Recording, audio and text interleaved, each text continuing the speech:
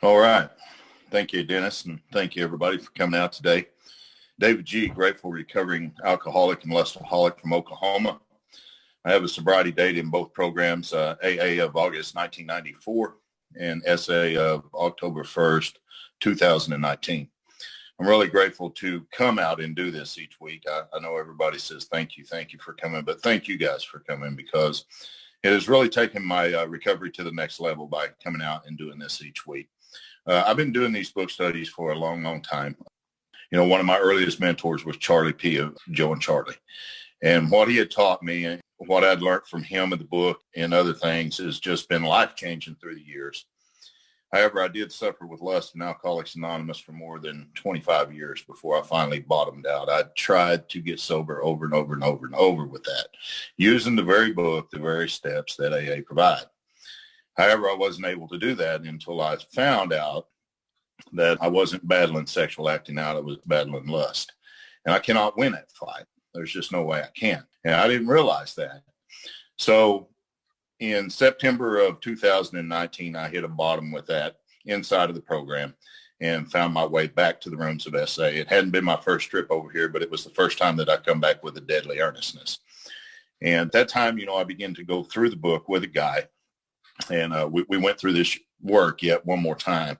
Really me with the idea that it probably wouldn't work anyway, because it never had before. Not that it wouldn't work. It's just my experience showed that lust always returned and lust always won.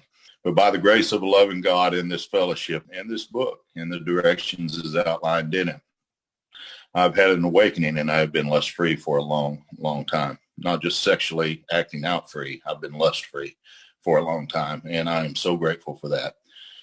And part of the deal with that is passing it on to others. It's said in AA over and over that in a flash of light, a loving God met with Bill Wilson and told him, I will relieve you of this deadly obsession that's going to kill you. But the deal is you must carry this message to others.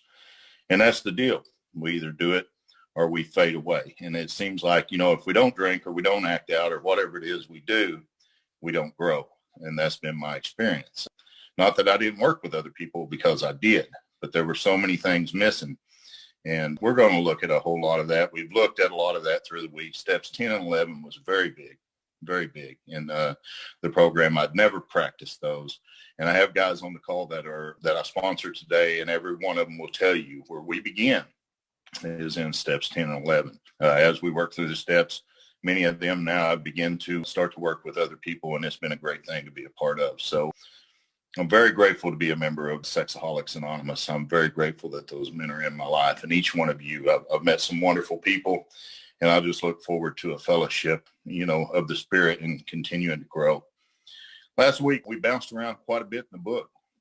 It's amazing when you study the book rather than read the book, how you can see how so many other areas of the book apply to this part of the book before we ever even got to it. And so it's been telling us all along, this is going to be the deal. Here's the deal. Now, we're going to relieve you of the bondage yourself, but we're going to do it so that you may better do my will, is pretty much what God's saying. And the prayer says, take away my difficulties, that victory over them may bear witness to those I would help. And so here we are again. We're in the chapter with those that we can help. And remember, the prayer says, of thy power, thy love, and thy way of life, may I do thy will always. And so in making that decision and completing that decision, by working steps 4 through 9, today in 10, 11, 12, I practice that as a new way to live. And 12 is a very big part of that. I'm very serious about this work, especially when I work somebody through it. I've let a lot of guys go. And it wasn't because I didn't like them. It's just because, either we do the deal or we don't. If we don't, then I don't have time for it. I just don't. In the top of page 92 last week, we looked at that pretty in depth right there. Give him the account of the struggles you've made. And it talked about, talking about how you finally learned that you were sick. And it tells us over and over in here, it's a waste of time. It just is. So I've wasted enough time in my recovery. So today I'm ready to heal. All right. So let's pick up where we left off last week. And it's the last paragraph on page 92, the last full paragraph there where it says, continue to speak of alcoholism as an illness and as a fatal malady. Talk about the conditions of body and mind which accompany it. And if you remember way back over on page 23, and we're going to jump around quite a bit like that back and forth today. So let's just go ahead and go over there holding your place where you're at now. Once we took a look at this physical allergy and how we're physically addicted as well as mentally, when we got to the top of page 23, it told us this. These observations would be academic and pointless. Academic meaning it's good to know, pointless meaning that it will not keep me sober. If our friend never took the first drink or if he never sexually acted out, thereby setting the terrible cycle in motion. Therefore, the main problem of the alcoholic or the sexaholic is centers in his mind, not his body. And so over here, the book is telling us continue to speak of alcoholism, sexaholism as an illness, a fatal malady, talk about the conditions of body and mind which accompany it. So in order for me to do that, for me, it's been necessary to have done that work from 23 to 43 in this book and been very in-depth with that, because that's the part that talks about the mind. This is the part that talks about how the mind sets it up for relapse over and over, even after I've had some sobriety time inside of the fellowship. It talks about how my mind will bring the obsession back to me, and I will act out over and over again. And that's definitely been my experience. So in order for me to talk about the conditions of the mind and body which accompany this, is my experience that I have had to at first experience this through this work. It says, keep his attention focused mainly on your personal experience, not my knowledge. I don't care how much he knows that I know about this book. It doesn't really matter. But I want to share my experience, and I want to show how I got on the other side of that. And I can only do that through the pages of the book the same way that it was done with me. It says, explain that many are doomed who never really realize their predicament. And that's even in our fellowship. I meet a lot of guys that really are doomed, that really never realize their predicament. I mean, they know some of the lingo and stuff like that, but it seems like there's an important part of this that eludes them. And whose fault is that? That's not their fault. As older members who have been through this book and who has had an experience and has walked to the other side of this, I think it's not only our obligation, but it's our duty to bring that message to them. Even if we're sitting in a meeting and we're talking about this, that's carrying the message. I don't have to be in this book with you to tell you that my mind tricked me into acting out over and over and over and over. And every time I did that, my body set up a craving that demanded more of the same. So I want to stick pretty close to my experience here through these pages. Doctors are rightly loath to tell alcoholic patients the whole story unless it will serve some good purpose. But you and I may talk with him about the hopelessness of alcoholism or sexaholism, step 1, because we offer a solution, step 2. You will soon have your friend admitting he has many, if not all, the traits of the alcoholic or the sexaholic. And if his own doctor is willing to tell him that he's an alcoholic, sexaholic, so much the better. And even though your protege may not have entirely admitted his condition, he's become very curious to know how you got well. And there's a promise, got well. I love that.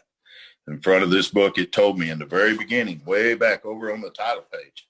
Let's go way back over there.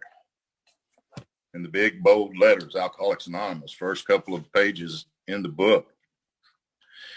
This is the story of how many thousand men and women have recovered, not recovering, recovered from alcoholism, not from alcohol, not from sex, not any of that, from the ism. And so over here, that's what we're going to be doing with him. It says, let him ask you that question if he will. Tell him exactly what happened to you. And this part of the book is not talking to me about what happened to me so much whenever I was out there in the streets, because I don't need to come in here and talk to you about all that. You already know. What I need to tell you is exactly what happened to me after I got here, and I sat around here and hurt for a long, long time, and I become willing to do something about this.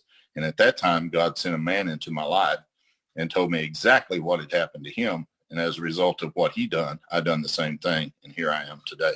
So stress the spiritual feature freely. There's an old saying in AA, don't talk too much about God. You may run the alcoholic out of the room. But there's also an old saying right behind it, whiskey will run him back. And it's kind of the same thing with us in acting out. If I talk too much about God, it makes you run away. I'm pretty sure that lust and acting out will probably bring you back. Maybe not back to me, but it'll bring you back to this fellowship for sure. So if the man be agnostic or atheist, make it emphatic that he does not have to agree with your own conception of God. Now, many religious people that I've sponsored through the years right here have a problem with this. In fact, my wife and I have had this discussion in very deep detail at times. It's our conception of a power greater than ourselves. If I'd came in here and anybody would have threw religion at me, I promise I would not have stayed all those years ago. I just couldn't. I'd had about as much of that as I'd wanted. It was kind of like bad dope. It had been stepped on so many times. By the time it got to me, it was no good. It was of no value. And, there was no high in it at all for me. So make it, and that's squiggly writing. And Charlie D used to always say, when you see squiggly writing in this book, pay very, very close attention to it. He does not have to agree with your conception of God.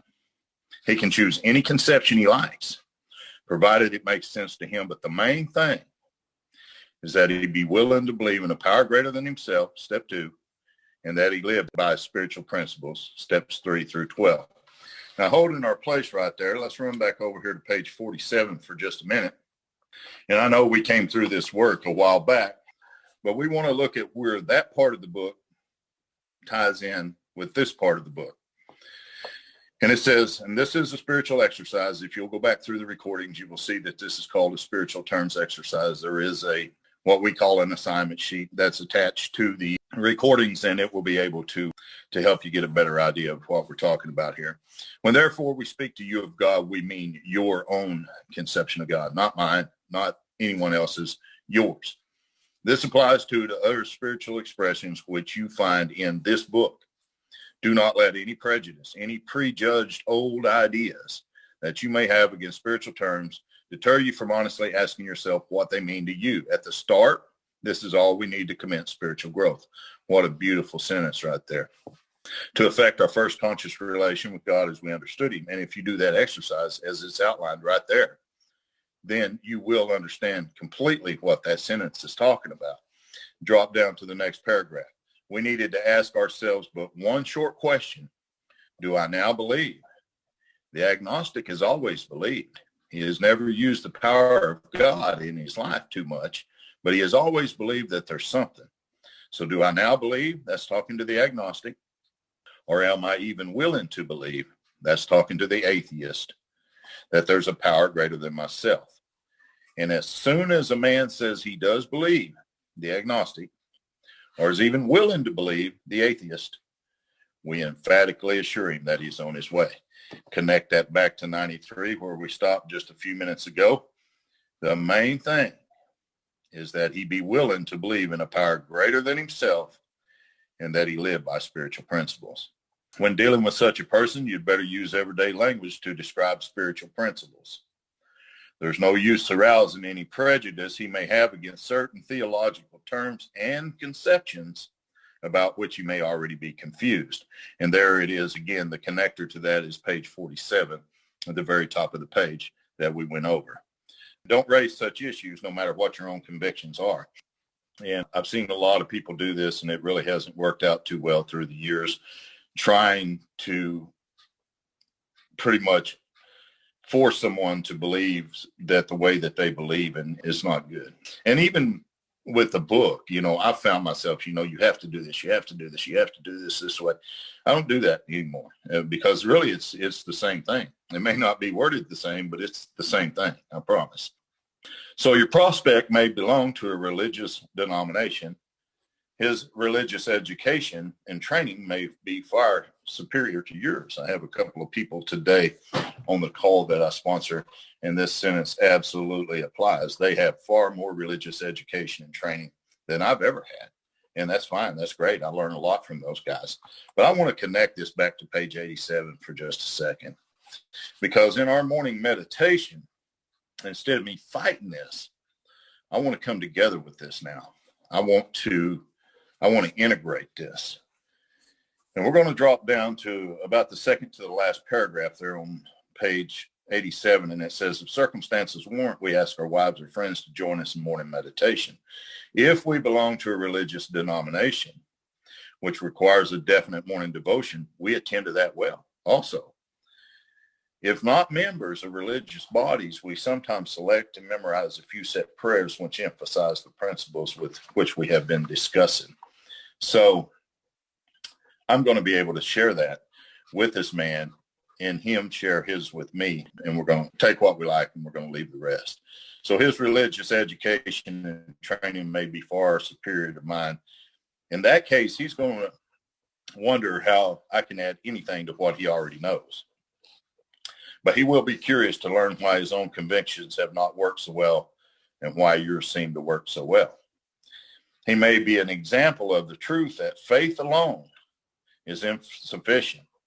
To be vital, faith must be accompanied by self-sacrifice and unselfishness. If you would, run with me back over to page 14 in this book, and let's take a look at Bill Wilson's experience with the very same thing that he's telling us to do in the chapter Working with Others, the bottom paragraph on page 14. My friend, and he's talking about Ebby Thatcher here, had emphasized the absolute necessity of demonstrating these principles in all my affairs. Particularly, it was imperative to work with others as he had worked with me. But here it is. Faith without works is dead. He said, and how appallingly true for the alcoholic, for if an alcoholic failed to perfect and enlarge on his spiritual life through work and self-sacrifice for others, he could not survive the certain trials and low spots ahead. And if he did not work, he would surely drink again or act out again. And if he drank or act out again, he would surely die. Then faith would be dead indeed. And with us, it is just like that. So let's look at what happened to a man that didn't listen to that experience and see what happened to him. Let's go to page 35 and let's take a look at a man named Jim. Now, Jim worked the first 3 steps. Jim got his family back. That's what most of us are looking for, isn't it? He got his job back. Might not have been the way he wanted it, but he got it back. But faith without works is dead. And if we fail to enlarge on our spiritual life, the same thing is going to happen to us that has happened to Jim, I know from my own experience. And I'm sure many of you do too. Last paragraph.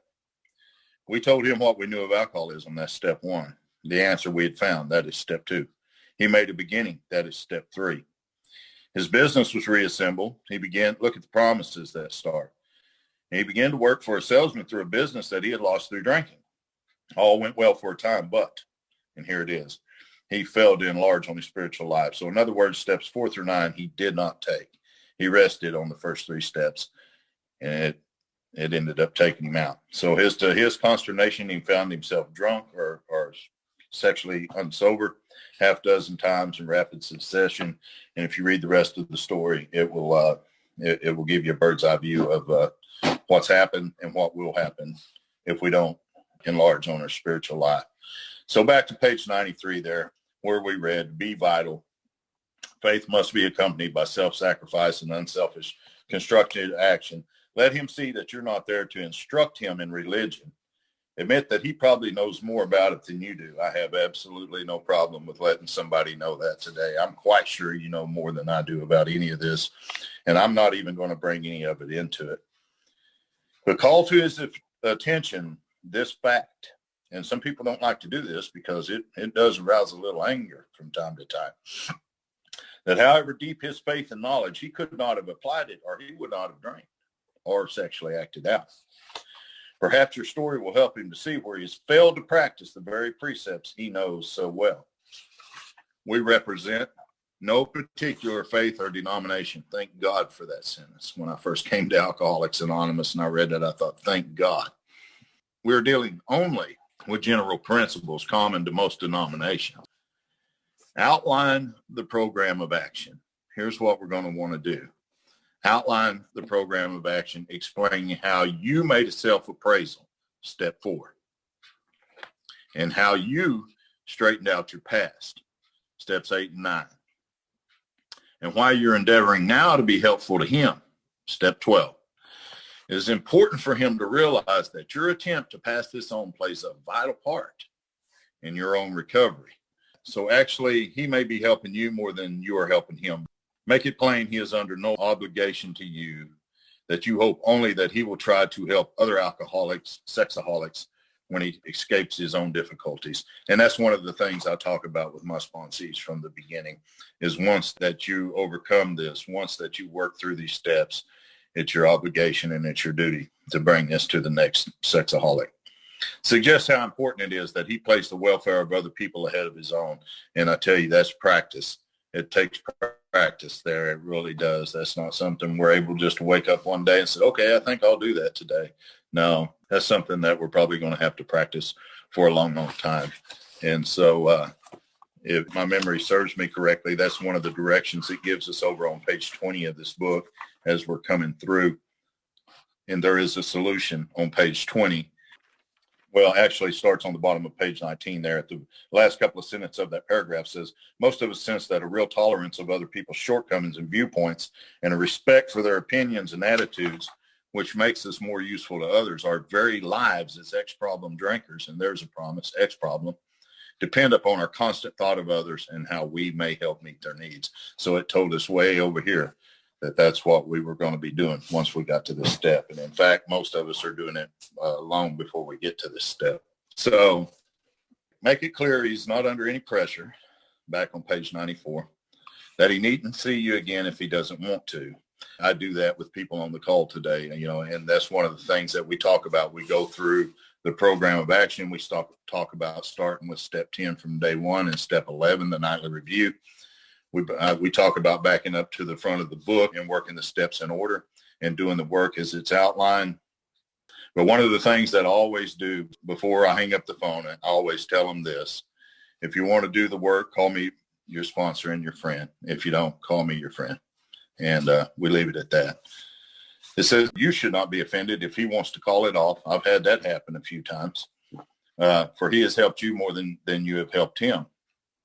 If your talk has been sane, quiet, full of human understanding, you've perhaps made a friend, and that's good enough for me.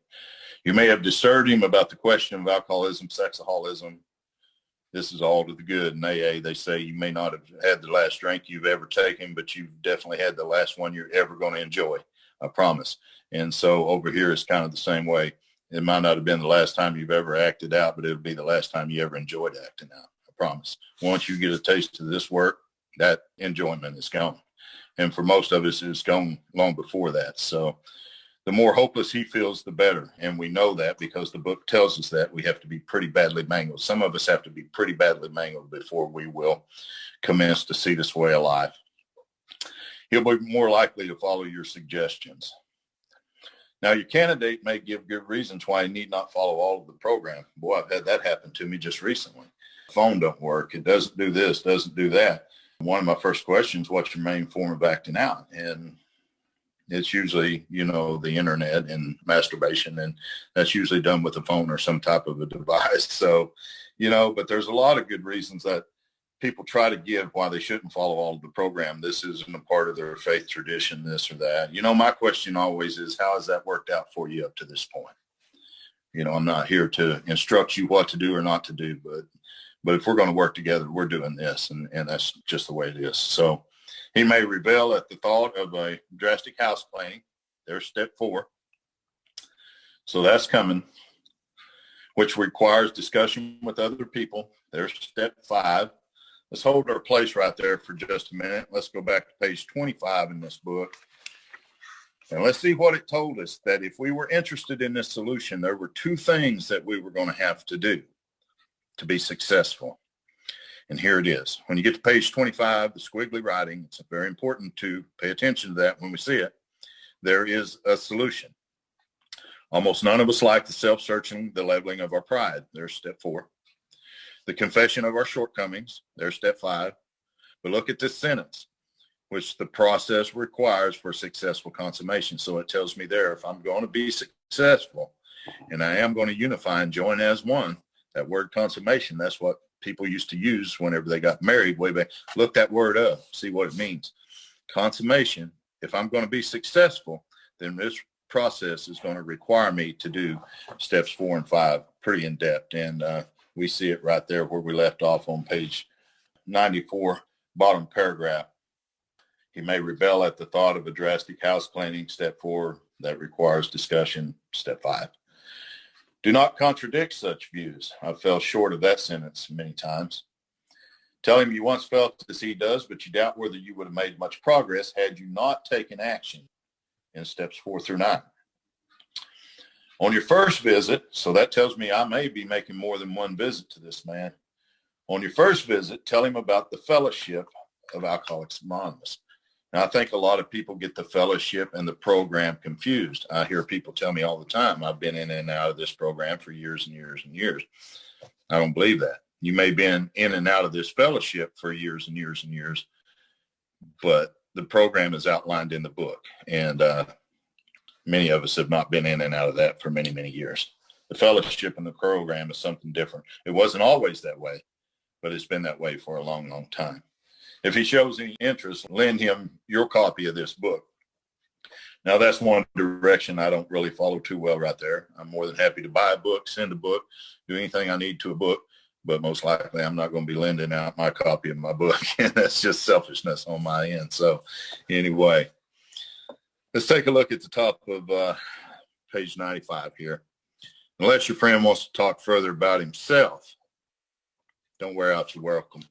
I've been guilty before of talking whenever I go to meet a man. Anymore, I don't do that so much. I try to share my experience, but I definitely want to hear his as well. I had a guy call me just the other day, and he asked me, he said, somebody had given me your number and said that you may be willing to listen to me share some of my struggles. And I said, yeah, absolutely. But the deal is you're going to have to hear me share about recovery afterwards. That's the deal. Are you willing to make that deal? And of course he was. And that's going to turn out to be a good relationship. I'm looking forward to having an experience with this man through the work. So it's going to be good. So give him a chance to think it over. I did that. I told him, I said, hell, pray on it a couple of days, talk with your wife, and just let her know. And he called me back in a day or two, and he said, okay. And he said, I'm ready to go through. And so that's what we're beginning to do. It says, if you do stay, let him steer the conversation in any direction he likes. Now, I don't like to get into that too much, at times, because I've seen that conversation can go way left sometimes. And, I don't mind talking somewhat about that as far as our experience, but I definitely don't want to stay there very long. Sometimes a new man is anxious to proceed at once. And sometimes, and I've had this happen, I've seen them come in and I put them into the work, and man, they go with it fast. And I'm thinking, man, this is wonderful. This is great. This guy is this and this and this. And then all of a sudden, one day you get up around step 4 and 5, and then it slows off and you really don't see them anymore. But the book says here, you may be tempted to do that. And this is sometimes a mistake, and it was with me. If he has trouble later, he's likely to say that you rushed him into the steps. And so I got one guy that I work with, and I really didn't feel like he had been very thorough in the first part of his inventory, but you know what? That's his inventory, not mine. And so that's what I told him. If you feel like you're good there, you've prayed and you've asked God to show you, and he showed you, who am I to tell you that you're not? But the one thing I do want to tell you is don't come back later and say, hey, what, you rushed me through that, or you didn't give me enough time, because I'm giving you that opportunity now. And it's turned out to be pretty good. This man is moving on with the work too. It says you will be most successful with alcoholic or sexaholics if you do not exhibit any passion for crusade or reform. I don't want to preach to anybody. I never liked it done to me, and I sure don't like doing it to anyone else. Never talk down to an alcoholic or a sexaholic. Now, I've been guilty of that before when I'd get mad or something way back in the days of AA, but I don't do that anymore, and I haven't done that over here.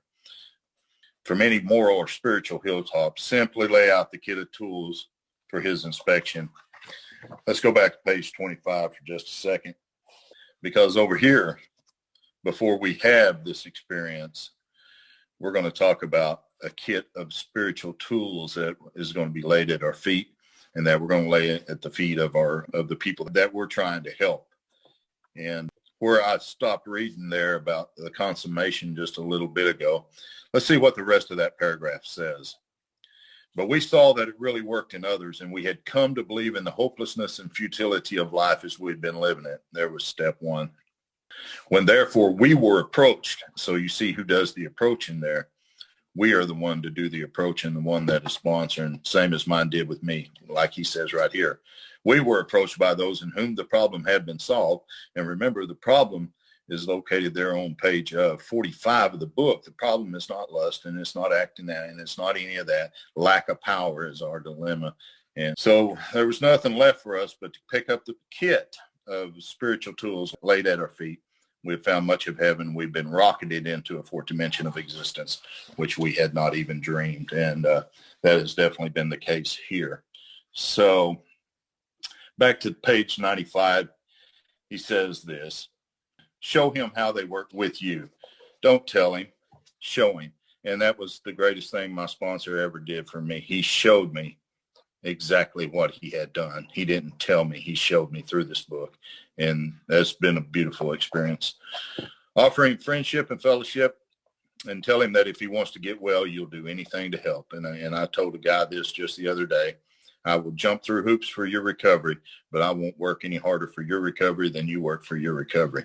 And, I'm not here to do the work. I'm here to guide you through the work, the experiences between you and a loving God. If he's not interested in your solution, if he expects you to act only as a banker for financial difficulties or a nurse for sprees, you may have to drop him until he changes his mind. And this he may do after he gets hurt some more. How many of us sitting in this room today or on this call know about getting hurt some more before we were completely ready? I guarantee just about everybody on here. If he's sincerely interested and wants to see you again, ask him to read the book in the interval. And I always do that with my guys. After doing that, he must decide for himself whether he wants to go on. He should not be pushed or prodded by you, his wife, or his friends. If he is to find God, the desire must come from within. Way back on page 55 of this book, it talked about where the great reality in this loving God is. And this was their experience. This has been my experience. So let's take a quick run over there. And we're going to jump down into the middle of the page, and we're going to drop in on that sentence that says, we finally saw the faith in some kind of a God was part of our makeup just as much as we have the feeling for a friend. Now, sometimes we had to search fearlessly. There's that fourth step. But he was there. He's as much a fact as we were. And we found the great reality, or for me, a loving God, deep down within myself. In the last analysis, after I've analyzed everything else and everywhere else, I look within, and there he is. It is only there that he may be found. It was so with us.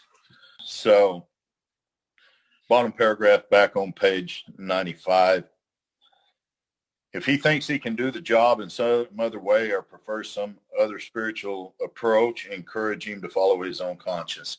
And I do that with the men I work with today. That's one of the first things we talk about. If you have any other options outside of the 12-step experiences outlined in this book, I suggest you take it, because I have no message to carry to you except for that.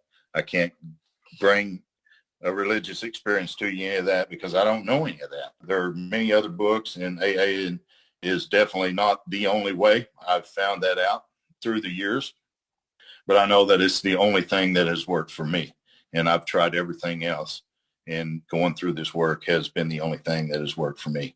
The book says we have no monopoly on God. We merely have an approach that worked with us, but point out that we alcoholics have much in common, and that you'd like in any case to be friendly, and let it go at that. So let's finish up. Let's do one more paragraph here, and then we'll start next week on the second visit. Do not be discouraged if your prospect does not respond at once. Search out another alcoholic, sexaholic, and try again. You're sure to find someone desperate enough to accept your eagerness, with eagerness, what you offer. We find it a waste of time to keep chasing a man who cannot or will not work with you. And I really want to point that out. That is one thing right there that I definitely live by today. It is a waste of time to chase a man who cannot or will not work with me. There's no point in it at all. If you leave such a person alone, he may soon become convinced that he cannot recover by himself. To spend too much time on any one situation is to deny some other alcoholic or sexaholic an opportunity to live and be happy. Look at that promise there, to live and be happy. One of our fellowship failed entirely with his first half dozen prospects. He often says that he continued to work on them. He may have deprived many others who have since recovered of their chance. And we'll stop right there for this week. But, I just want to say that working with others has been probably the greatest experience of my life. It started way back in the mid-90s whenever I got sober in Alcoholics Anonymous. Once I got a taste of this, that was the only thing that I ever wanted to do was pass it on to other people. And I can honestly say that through the years, I've probably sponsored hundreds of men in that program, literally, and many, many, many over here. So in order to keep what we have, we must give it away. And I do believe that with all my heart. Today, it's not because I feel like I have to do this. It's because I want to do this. For me to be on higher ground and to help my brother get there as well. That's a beautiful thing. There was a joke that I'd heard one time that kind of pertained to some of that, what we were talking about. It was a man was trapped in a hole and he couldn't get out, and it was real deep in that hole, and it had been raining and water was starting to come up, and he was probably going to drown if he didn't get out of the hole pretty quick. And a lot of people come by and tried to help him. They threw a rope in, they did this, they did that, and they couldn't get him out. And the preacher came by and sat down and prayed with him, and he didn't get him out of the hole, and this man is dying. So one day a sexaholic come by and he jumped in the hole with him, and the guy said, "Man, why did you do that? Now we're both going to die." And the sexaholic said, "No." He said, "I've been here before and I know exactly how to get out. Follow me." And so that's what we do here. Follow the man that has the message, that can carry the message, and do the work as outlined in this book. And it's been my experience and the experience of thousands and thousands, and a lot of us right here on this call today. We don't only stay sober, we recover. So I'm very grateful to be here again one more week with you guys, and thank you for letting me share.